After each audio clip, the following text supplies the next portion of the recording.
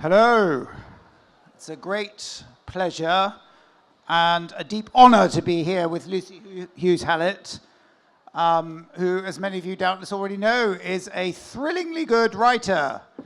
And not just like most of us, a writer of one or maybe two different kinds of book, but across a whole range of different genres. She writes wonderful fiction. She's written novels, she's written short stories. In addition, she's a brilliant, long-standing, much lauded and applauded critic. In fact, the other day, one of the other authors at the festival, when I said I was going to be on stage with Lucy, said that of all the many discussions of this author's latest book, Lucy Hughes-Hallett's review had been the most perceptive, really brought out something she herself had not even really thought about, and indeed also the most enjoyable review to read. And enjoyment is also the key word when it comes to Lucy's work as a multiple prize-winning historian and biographer.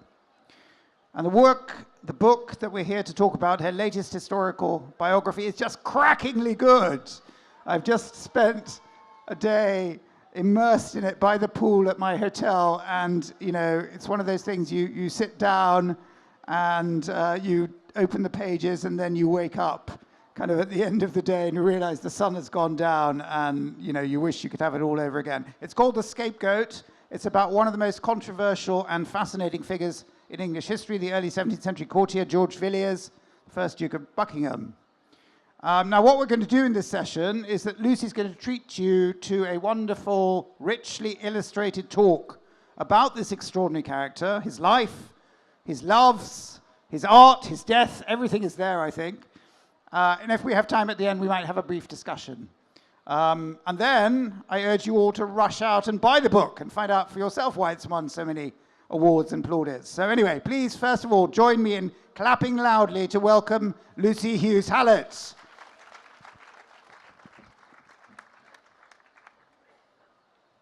Thank you very much, Fara. And thank you all for coming. So you can look at me as much as you like, but it's much more exciting to look at George Villiers, and here he is, I hope. I have to point it at that tent. I hope. Yeah, there he is. He's on. Yeah, he is. Oh, well, there's the jacket for my book, and I'm very glad you're getting to see that. And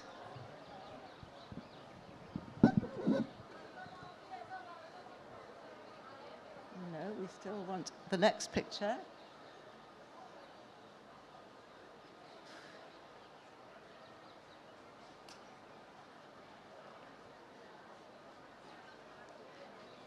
Someone is waving at me, and I'm not quite sure what he's trying to tell me. Okay, next slide, please. Okay, fantastic. Here is George Villiers, who was to become the Duke of Buckingham, as painted by Peter Paul Rubens when he was at the height of his power. But Villiers wasn't one of the great aristocrats. He wasn't born to power.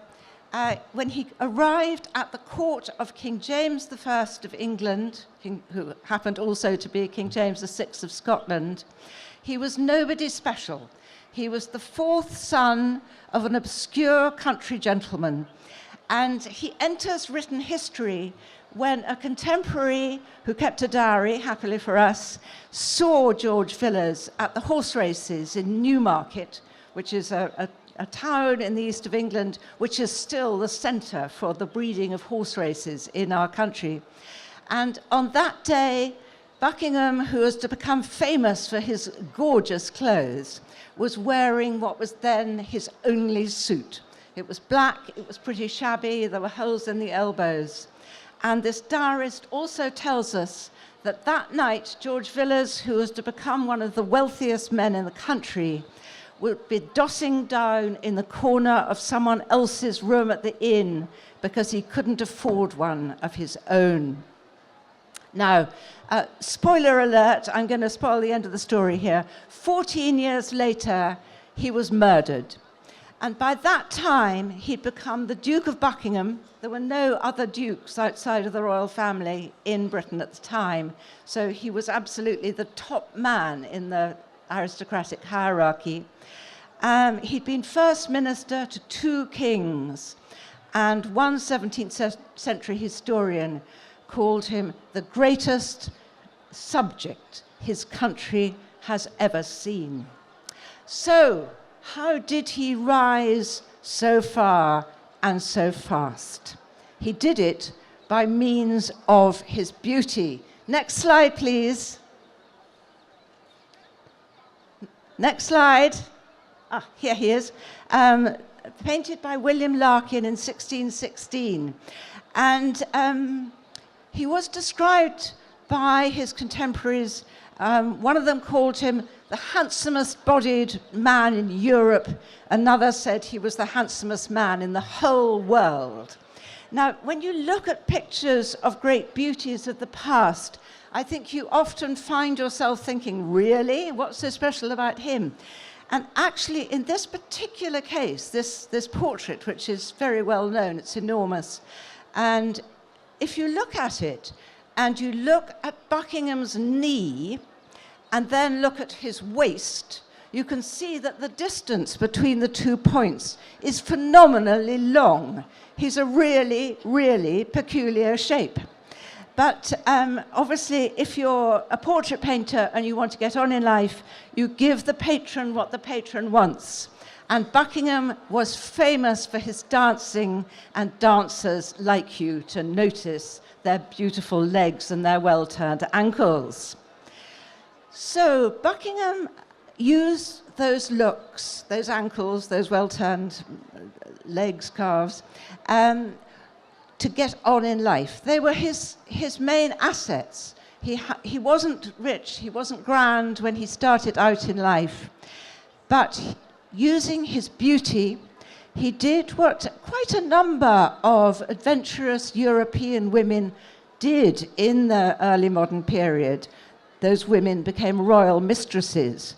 It's a course that very few men have ever taken. But Buckingham was brought to court as a piece of sexual bait, and he was trailed before King James. Next slide, please. Here's King James, painted by John de Critz. King James was married. He'd got his wife, Queen Anne of Denmark, pregnant 7 times. Only 3 of those children survived past infancy, but he'd done the necessary to produce his heirs. But everybody knew that King James loved young men. And for a number of years before Buckingham came on the scene, King James had been besotted with Robert Carr, a handsome young Scotsman who'd risen very high on the strength of the king's love. He'd become Lord High Chamberlain, he'd become the Earl of Somerset, he'd become one of the richest people in the kingdom.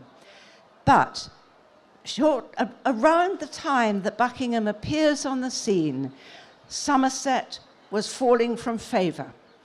And the story of how he did so is absolutely sensational. But I'm not going to tell it to you, because I'm here to talk about Buckingham and you're going to want to go home eventually. So I need to stay on the subject.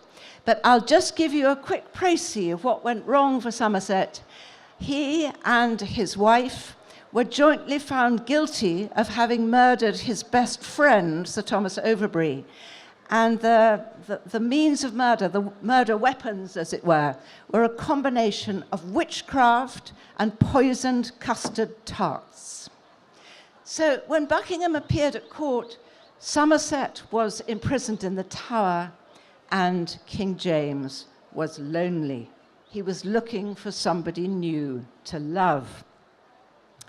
And the Jacobean court, the court of King James, provided an excellent stage, as it were, in which a young man whose great asset were his dancing skills and his legs could actually make the most of those assets. Next slide, please. Yes, these are designs by the great artist of the period of the English court, Inigo Jones, and they're costume designs for the court masks. And Inigo Jones designed the costumes and sets for these extraordinarily spectacular court entertainments known as masks, which I suspect actually might not have seemed so amazing to Indian audiences because you have a very strong theatrical tradition. But in England, although there were plays, there were theatrical performances, they weren't anything like as lavish. Shakespeare's plays were performed on bare stages, costumes were rudimentary. But Inigo Jones introduced, basically he invented, as far as the English scene was concerned, he invented the art of theatre design. And sadly, of course, stage sets are not built to last. We don't have any. But we do have some sketches of his costume designs. And here are two which showed designs. The one on the left was actually designed for the Queen. The Queen loved to take part in court masks. She danced apparently very well.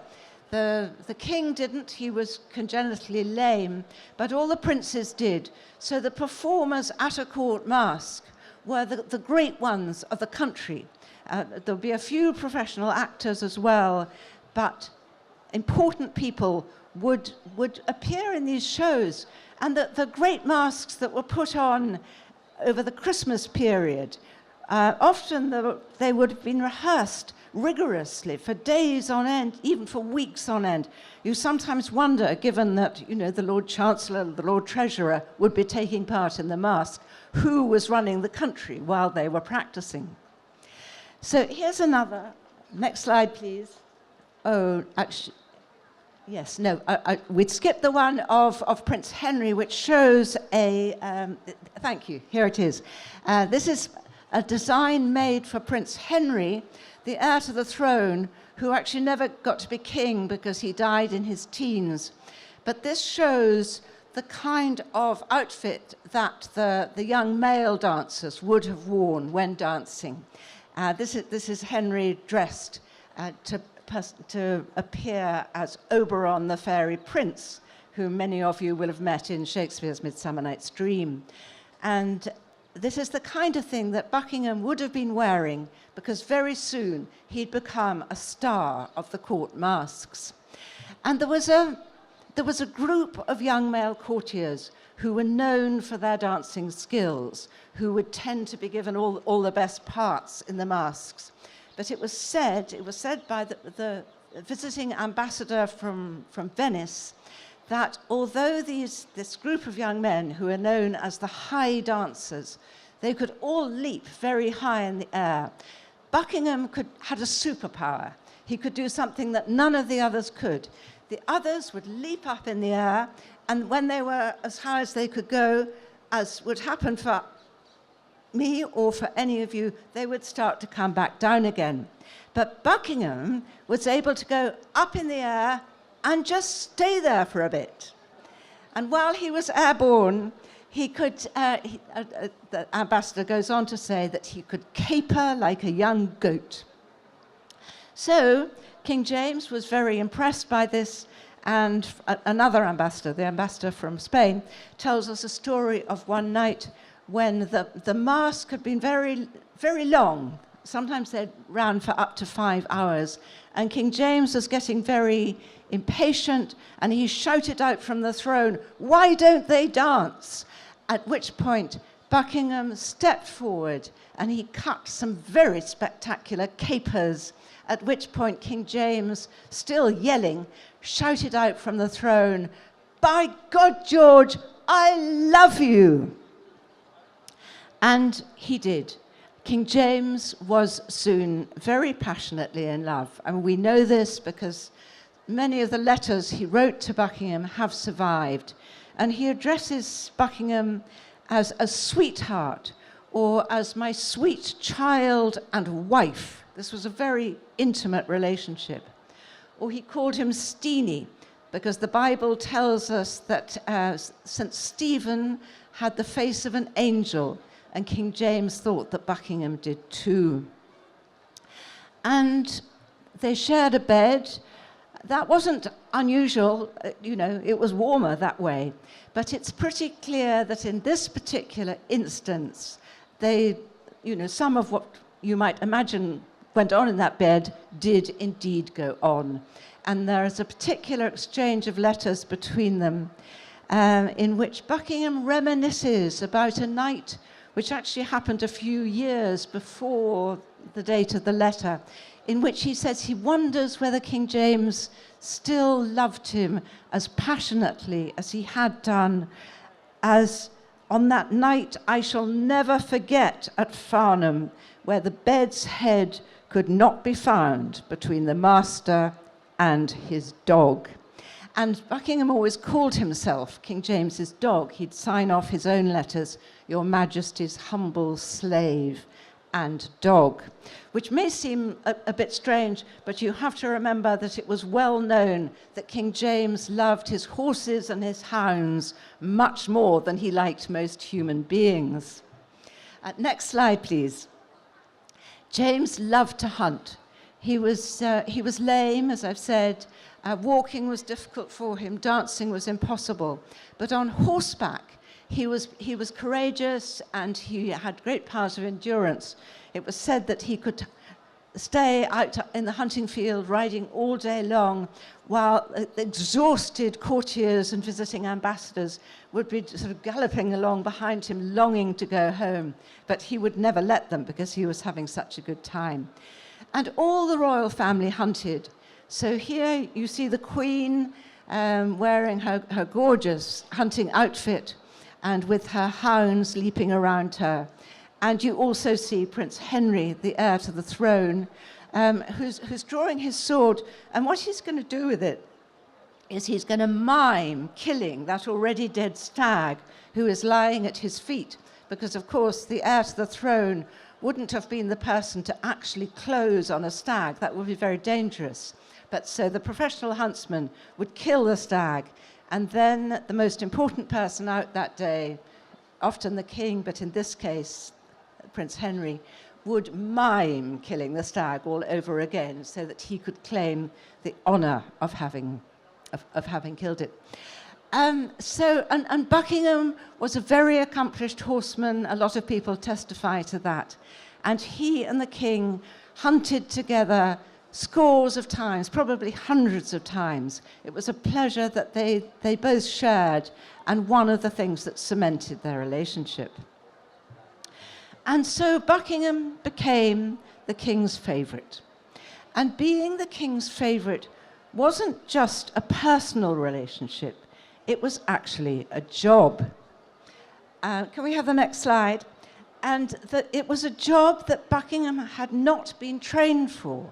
If you were the eldest son of a high-ranking member of the aristocracy, you would expect to have a place in government.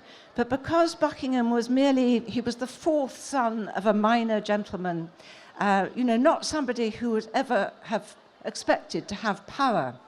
So he hadn't been prepared for the position he found himself in. But luckily, he had the good sense to seek advice from probably the cleverest man alive in England at that time.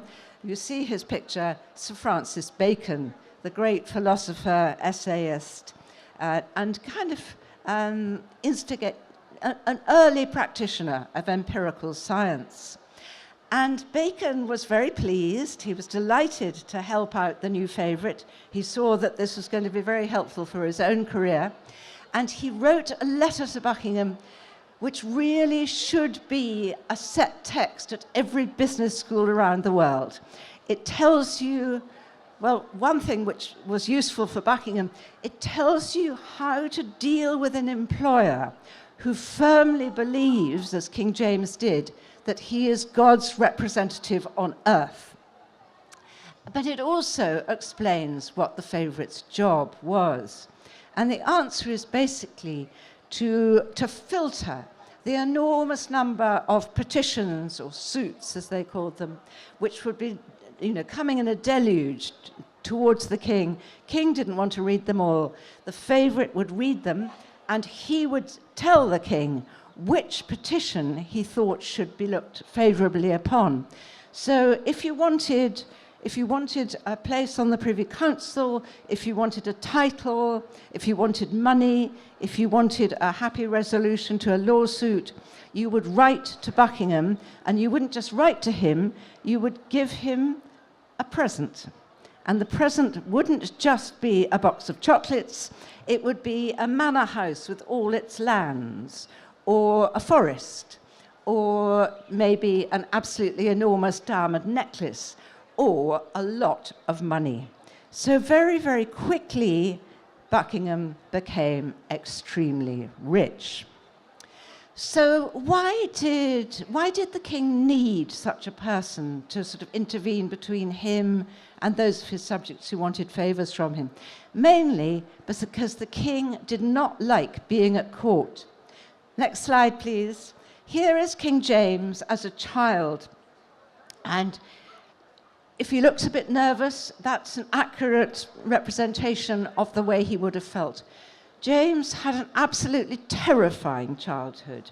His mother, the famous Mary, Queen of Scots, he was her only child. She was driven off her throne before he was 1 year old. His father had already been murdered. And so as a baby, he found himself King of Scotland. His mother then fled to England, where she was imprisoned for 20 years before being executed. And he lived surrounded by regents and guardians, all of whom were scheming to, make the most of the power they had over him. And meanwhile, rival Scottish warlords were doing their best to kidnap him. He had numerous really traumatic experiences as a child. He was in the room when his grandfather was murdered. He was repeatedly abducted by these rival Scottish noblemen. He was held captive by one of them for 6 months before he was allowed to return to his guardian. And so it's not surprising that as an adult, he lived in terror of assassination. And you can see in this portrait of him as a child that he wore what were fashionable, these great puffy stuffed breeches, and also the thickly quilted doublets. But it was said that James, even into his grown-up life, that James's doublets were doubly thick, that they were much more substantial than anybody else's. In effect, whenever he was out in public, he was wearing body armour. And so rather than expose himself to danger at court, he preferred to go off to his sort of country retreats and leave someone else, Buckingham, to attend Privy Council meetings, to keep his ears pricked to find out what was being said at court. And as a result, Buckingham became the king's eyes and ears, and increasingly influential. Next slide, please. Here he is, painted by Daniel Meitens. He's now acquired a beard and a great deal more power and more wealth. He sat for his portrait 30 times in his life. He was, of course, very proud of his famous beauty, but in a way celebrating his magnificence, his physical magnificence, his natural beauty, but also his increasingly glamorous clothes, was a way of advertising his increasing power and influence. So he was becoming extremely wealthy because everyone was giving him what we would nowadays call bribes, but in those days were just referred to as gifts. And then when he was in his mid-20s, he became richer still by marrying the richest heiress in the country. Next slide, please.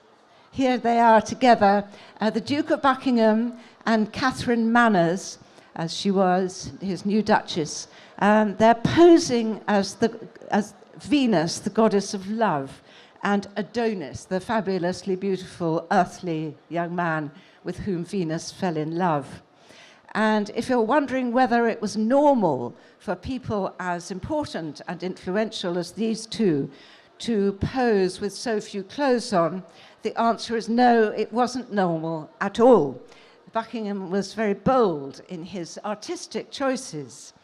And as I said, he posed for his portrait. He was painted over and over again. This was the first major portrait to be done in England by the great artist Anthony van Dyck, who was to become the premier artist in England when he returned to the country a few years later. And quite quickly, Buckingham decided that what he was going to do with the huge amount of wealth he was accumulating was to spend a fair proportion of it on art. And he was helped to do so by a man called Balthazar Gerbier. Next slide, please. Here he is. This is Gerbier, who was a kind of, a bit of a rascal, but a very amusing, very clever one. He was a French Huguenot Protestant who'd had to leave France when it wasn't comfortable to be a Protestant in France at that time. He fetched up in England in the train of the Dutch ambassador and quickly worked out that the person to know was Buckingham. And he managed to get himself into Buckingham's private chambers when Buckingham was receiving visitors early one morning while still in bed. And Gerbier has left a wonderful description of their first meeting, with Buckingham lying back on pink silk cushions. And the two instantly saw that they could have fun together, I think. And Gerbier received Buckingham's commission to go out and spend some of his new money on art. And so Gerbier began to do so. Next slide, please. These are two of six panels. They're enormous, they're sort of 10 feet wide, which Gerbier bought on Buckingham's behalf from a Belgian duke. And Buckingham was so pleased with this acquisition that he sent Gerbier off to Venice to do some more shopping for him. And there Gerbier bought a fantastic selection of great Italian Renaissance art. Next slide. So here is Noah's Ark by Jacopo Bassano. Next one, please. This is A Woman Taken in Adultery by Tintoretto. Next one. This is Ecce Homo, a great painting by Titian. And it was probably the most important piece of Italian Renaissance art, that, in fact, not probably, definitely the most important piece of Italian Renaissance art to have been seen in England at that time. It's a wonderful painting. It's now in Vienna. And then, next slide, please. This is by Veronese again. And it's one that Buckingham took particular pleasure in. It's the story of Mars and Venus, Mars the god of war and Venus the goddess of love. It's a seduction scene. You can see that Mars has already got Venus half undressed. But when Gerbier came to catalogue this painting for Buckingham's collection, he became the keeper of Buckingham's art collection. Gerbier came over rather unusually coy, and he described this painting, and not as a seduction scene, he called it a wondrous painting of a boy playing with a dog. And yes, there is a dog in the picture, but it's not exactly the main point. He went to France to buy more paintings. Next slide, please. This is a wonderful deposition that Gerbier bought in France by the Italian artist Del Sarto. And of course, Buckingham at this point, he'd become so influential, so important. People were so anxious to get the favor of the great favorite that they also gave him art. He often didn't have to pay for things. His only truly galling disappointment as a collector came when the King of France refused to give him the Mona Lisa. So he had money, he had paintings, and he had houses. He had 8 houses, all of them beautiful, grand, fabulously impressive houses. Next slide, please. This is the photograph in the lower corner is all that remains of the great house in London called York House, which was then on the river.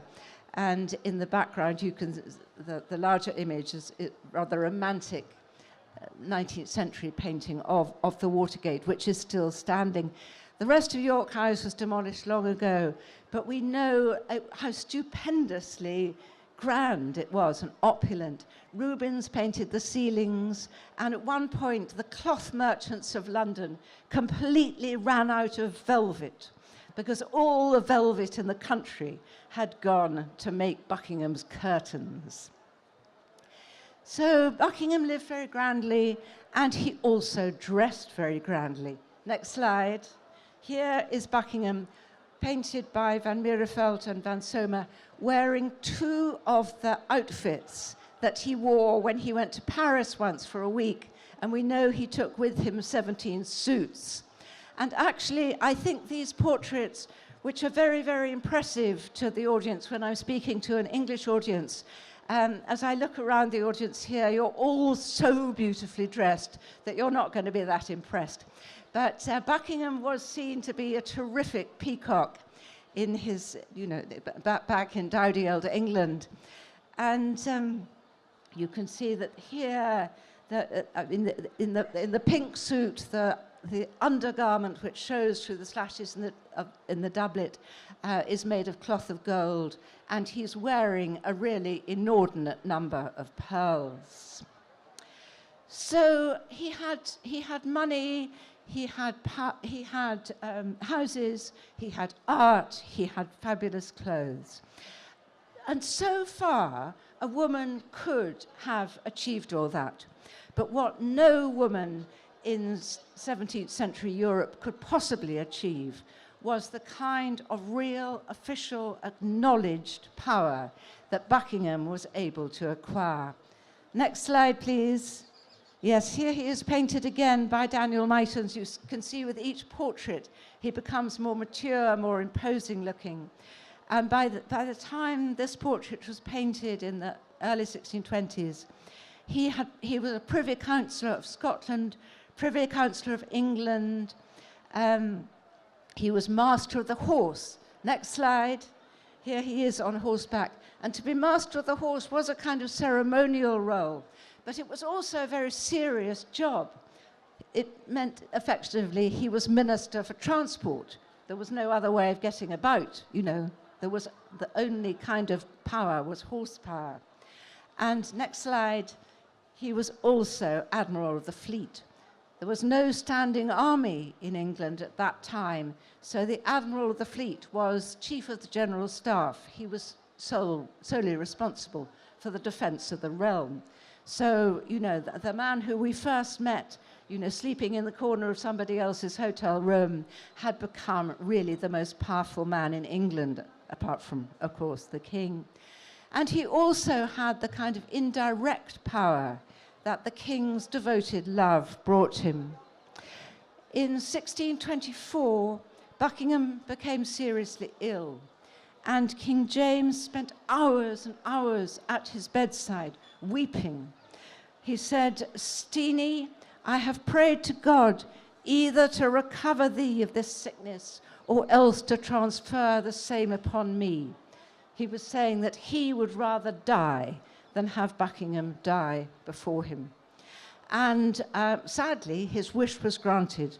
The following spring in 1625, King James did die. Now, under King James, Buckingham had been a loyal and obedient deputy to a very wise, experienced king. But with James's death, everything changed. Next slide. Here is King Charles I. And as most of you will know, it was King Charles I who would eventually be driven from his throne during the English Civil Wars and eventually be executed by his own people. So with Charles's succession, everything changed. Buckingham by this time was 30. He was 8 years older than King Charles. And Charles loved him, not in the romantic, erotic way that King James had, more, I think, in the way that a rather nervous younger son might look up to a more glamorous elder brother.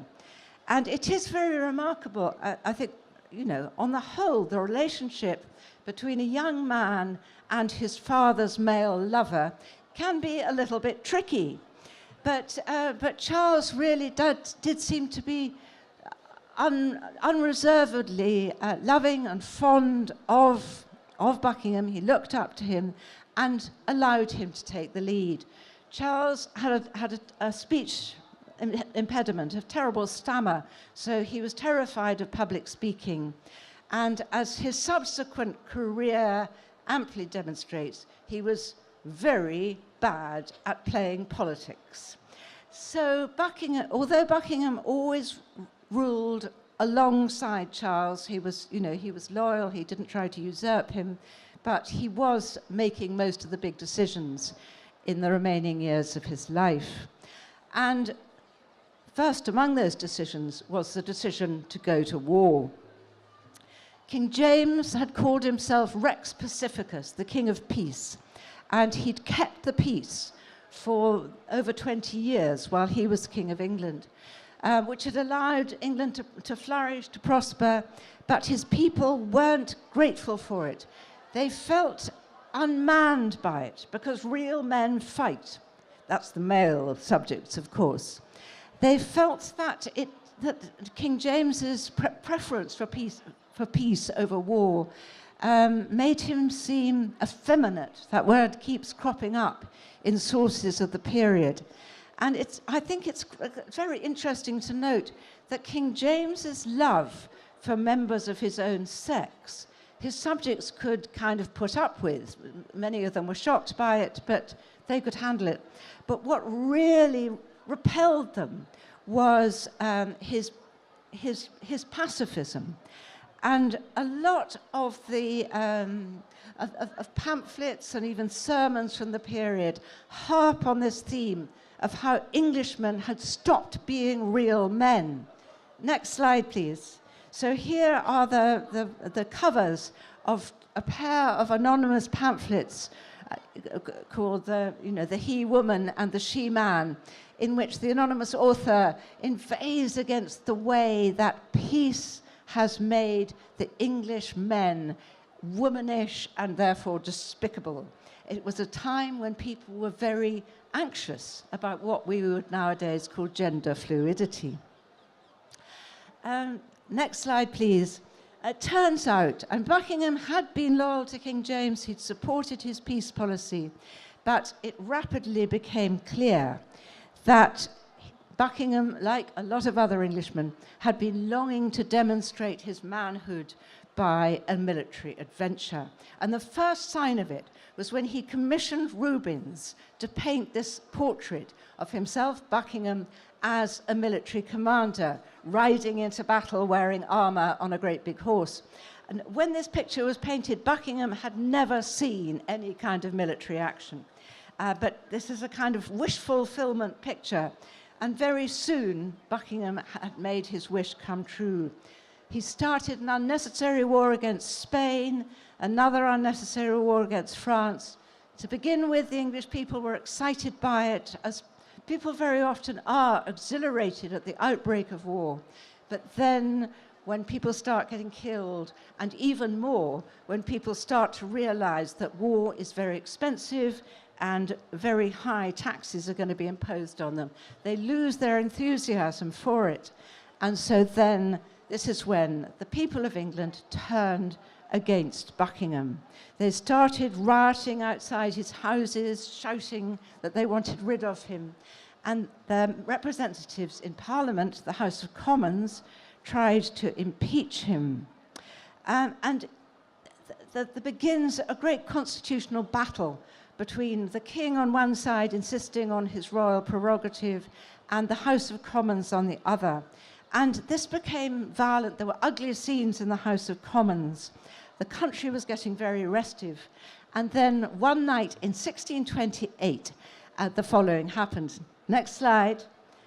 This, the man in the stripy suit, is called Dr. John Lamb, and he was Buckingham's household wizard. because, you know, every household needs a wizard. And John Lamb would make love potions for Buckingham and medicines, and some people said poisons as well. And one night that summer, John Lamb went to the theatre. He was recognised, people shouted out, "It's the Duke's wizard." And a lynch mob chased him through the streets of London, and the story is absolutely gruesome. He was literally torn to pieces by the mob. And the next morning, a piece of paper appeared, stuck to the door of St. Paul's Cathedral with a dagger, and it read, "Let Charles and George do what they can. George shall die, like Dr. Lamb." So Parliament was sitting. The leading members of the Commons had agreed that they wouldn't mention Buckingham because every time they did so, King Charles just dismissed Parliament. But there came a crisis. It was clear that Parliament was about to be dismissed again. It was also clear that it was by no means certain whether the king would ever summon Parliament again. Things had come to such a poor pass between them. It is in these disagreements that you see the beginning of the dispute that would eventually, in the following decade, lead to the outbreak of the civil wars. And there are wonderful descriptions of what happened that day in Parliament. One after another, the great orators from the House of Commons stood up to speak, and they were so overcome with emotion that they would burst into tears and start sobbing and would have to sit down again because they couldn't get the words out. A newsletter of the time reports there were above 100 weeping eyes that day. And then finally, next slide, up spake Sir Edward Coke. Coke was the great jurist of the generation, very distinguished man, very courageous man.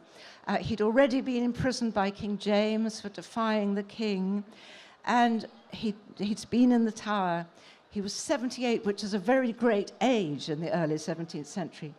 And he said then, actually he initially couldn't get the words out, he was crying too, but that he said, "I don't know if I shall ever speak in this house again, but I must now speak freely.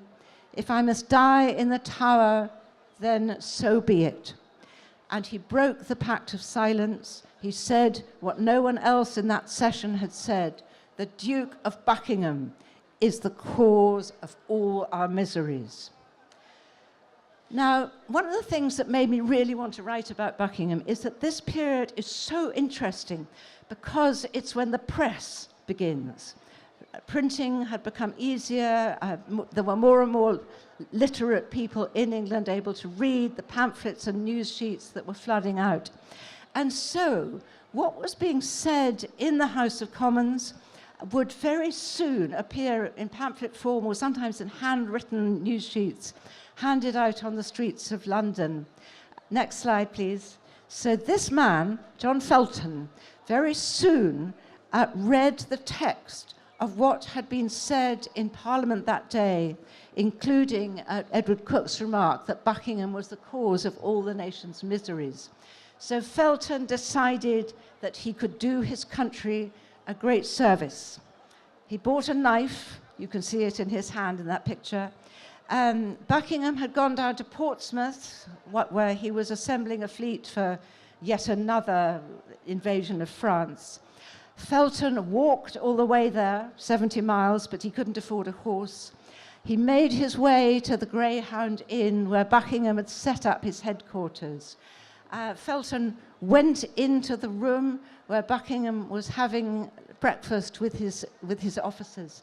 Very busy, lot of people coming and going. No one noticed Felton, and he leant against a windowsill. His hand was on his knife. He waited for his moment. And when that moment came, he stepped forward and he killed the Duke of Buckingham with one blow to his heart. So, a sudden end to my story. Next slide. Here is Buckingham flying up to heaven. So, thank you very much. Thank you, Lucy. I think you've given us a sense both of the extraordinary trajectory of this extraordinary person's life, brief and meteoric, and also of the riches of the book and the way you've written about it. I think we've got a few minutes if I could ask you a few questions. I mean, the subject, ostensibly, George Villiers, is very different from the subject of your last brilliant biography, which was a early 20th century Italian fascist and seducer and many other things. Are there any commonalities between them? And when did you first decide to move over and start writing about Buckingham, and why? Well, I first thought of writing about Buckingham about 15 years ago. And then actually I wrote that book about D'Annunzio instead. And then I wrote a novel, and then I wrote some short stories. And then I looked about me and thought, what shall I do next? And by that time, many years had gone by, and I found I was still interested in the idea of Buckingham. And I mean, you're quite right that I'm not a specialist. My first book was on Cleopatra, and then the second one was on a group of heroes who were, most of them, very unpleasant people. I use the word hero not to mean someone I admire, but someone who's been the object of hero worship. So these books may seem like they're a complete ragbag with no connections, but I think that what has always interested me is the part that sort of myth and glamour and legend and publicity play in political life, and have done, you know, right back to the ancient world. And it seems to me that even though we may think in a democracy that when we vote we're making decisions based on rational thought, when very often we just like the look of the guy. And his legs.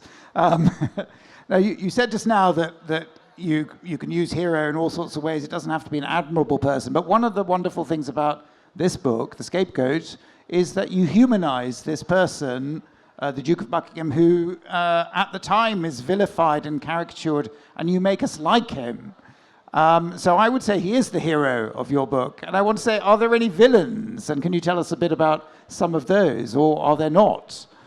Well, actually, before I get on to villains, I'd say that the person I really loved in writing this book was King James, who I think is far and away the most interesting monarch that Britain has ever had. And there are I had to keep telling myself, you know, concentrate, Lucy, you're writing about Buckingham here.